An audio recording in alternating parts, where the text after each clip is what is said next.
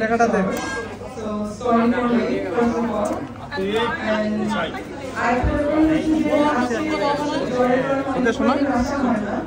কিন্তু আজকে এসেছি আমি যে হাসিনা আপু তার জন্যই আসা, নাহলে আসলে আসা হতো না। তারপরে আছে শাহরিয়ার ভাই এবং আপনারা তো অবশ্যই সবাই আমার খুব পছন্দের সাংবাদিকরা, যারা আসলে একজন সেলিব্রিটি বা একজন যারা আপকামিং স্টার বা সুপারস্টার সবার জন্য কাজ করেন, তারাই আপনারা নাচেন। আসলে আমরা আসলে এখানে বলেন যাই বলেন না কেন কোনো হিসেবে আমরা দাঁড়াতে পারতাম না। সেজন্য আমি সবার কাছে কৃতজ্ঞ। Thank you so much, I am really honoured and আপনাকে যেটা বলবো আমাকে সে উদ্যোগ হিসেবে রেখেছে, তার জন্য আমি আসলে মানে ধন্যবাদ জানাই আপুকে। এবং এত সুন্দর একটা রেসিপি কন্টেস্ট সে তৈরি করেছে সিজন 2 রেসিপি কন্টেস্ট 2025। সো আমি আপু অনেক ভালো রান্না করে, আমিও রান্না জানতাম না, আপু থেকে রান্না শেখা হয়েছে। তার আগেও কিছু কিছু শিখেছিলাম, আপু তখন বললাম আমার কনসেপ্ট অনেক ভালো, তো ফিউচারে হয়তো রান্না করলে আমার কাপড় দেখা যাবে আপুর সাথে বসে বসে রান্না করছি। তো এটাই আমি আমার বছর এত বড় করবো না, তো আপু কিছু বললে বলো। আমি একটু আমাদের যিনি আজকে অনুষ্ঠান উদ্বোধন করেছেন অলরেডি মিষ্টি রান্না, যে নাহার নারী উন্নয়ন ফাউন্ডেশনের প্রেসিডেন্ট হচ্ছেন হাসিনা এবং উনি বাংলাদেশে দারুণ একটা কাজ করছেন।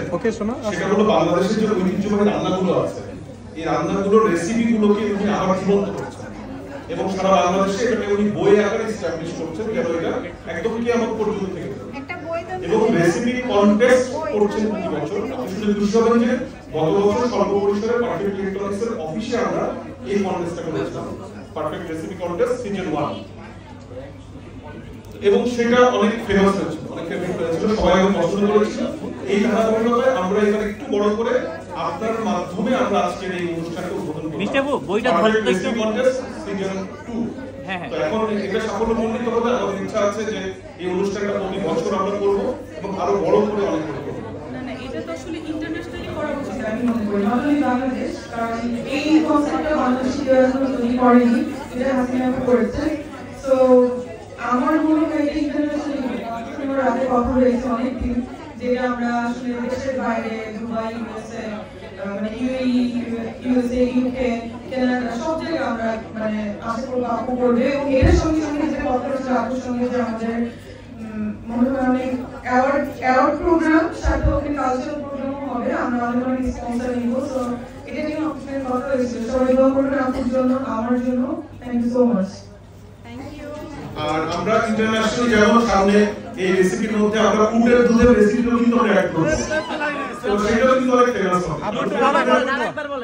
উটের দুধের রেসিপি কিন্তু বাংলাদেশে নেই, তো এটা নিয়ে কিন্তু আমাদের হাসিনা আনসার ম্যাডাম উনি কিন্তু কাজ করছেন।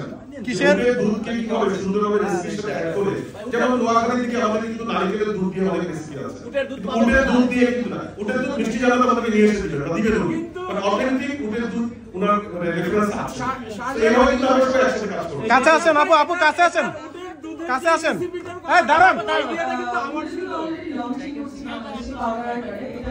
আরেকবার দিকে হাত দিকে এটা আসলে মানে লেট হচ্ছে বিকজ অফ দ্য ইম্পোর্ট করা হচ্ছে, লাইসেন্স বের করা হচ্ছে, এক্সপোর্ট ইম্পোর্টেড, দ্যাটস ওয়াই লিখতে হবে। সো আমি আশা করব যে আসলে মিল্ক তো মিল্ক না, তো উটের হোক আর যাই হোক, তো এটার পুষ্টিগুণটা বেশি, এজন্য আমি মনে করব এটা বাংলাদেশে ট্রেন্ড হোক। এন্ড অলরেডি আমি দেখেছি আমার মেডিকেলে আমার অনেক স্যাররা তারা প্রেসক্রাইব করছে যে মানে যখন বলছে যে ক্যালসিয়াম কোনটা বেশি, অনেক ওল্ড এজ মানুষ দেখা যায় আফটার 40 ইয়ার্স হচ্ছে আবার ক্যালসিয়াম বডিতে কমতে থাকে, এবং অনেক কি বলে এটাকে অনেক প্রোটিন এন্ড ক্যালসিয়াম প্রয়োজন হয়। তখন আমি যখন স্যারকে দুবার বলছি নিয়মটা কিনতে, এবং অনেক মানে কি বলে এটাকে অনেক রোগীকে সে প্রেসক্রাইব করছে। তো ব্যাপারটা আমার খুব ভালো লেগেছে, যেহেতু স্যার আমাকে স্বীকার করেনি যে সে করে, বা তখন দেখা যায় স্যার এগুলো করছে। সো ভালো লাগছে বিষয়টা। আপু আমি বলছি ডিফারেন্ট কনসেপ্ট। সো আমরা যারা আছি, আমি একজন অ্যাজ এ ডক্টর, আমি